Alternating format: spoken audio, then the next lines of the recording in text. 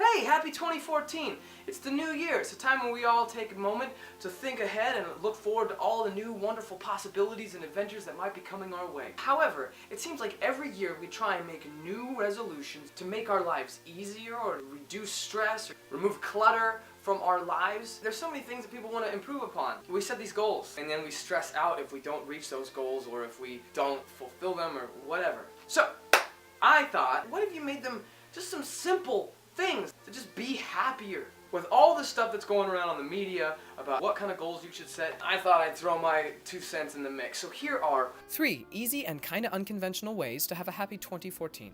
Number 1, laugh. Laugh more.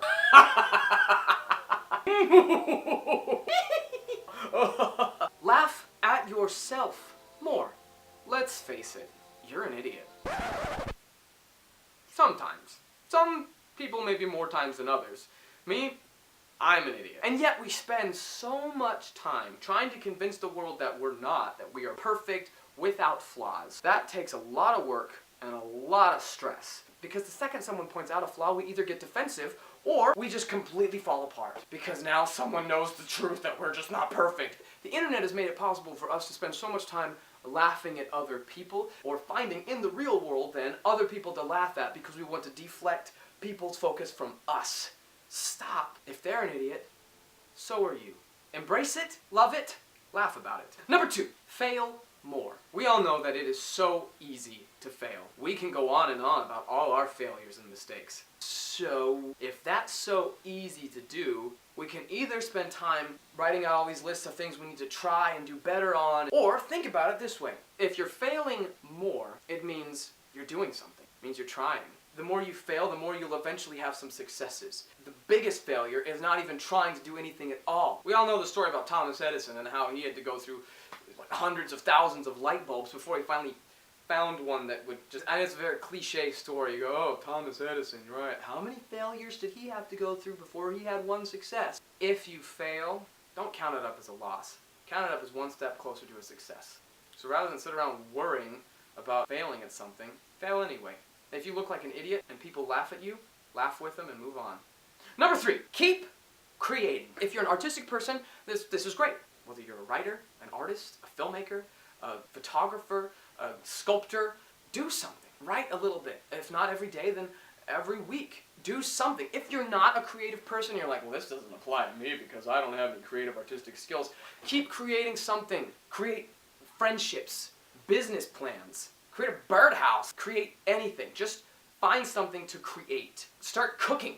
Create meals. You might burn some and fail at that, you'll laugh about it, but eventually you make a good meal that you can make for some friends and create some friendships, and you'll have more friends, and then you'll be happier because now you've got more people in your social circle that can support and uplift you, and you can in return uplift them, and then if you fail, they can laugh at you and you can laugh at yourself. And what it all comes down to is that you'll be happy with you.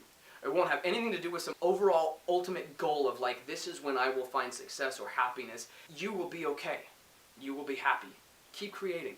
The more you create, the more you'll probably eventually fail. Keep failing. The more you fail, the more you'll have reason to laugh at yourself. Keep laughing at yourself, because the more you laugh at yourself, the more you'll be okay with being imperfect.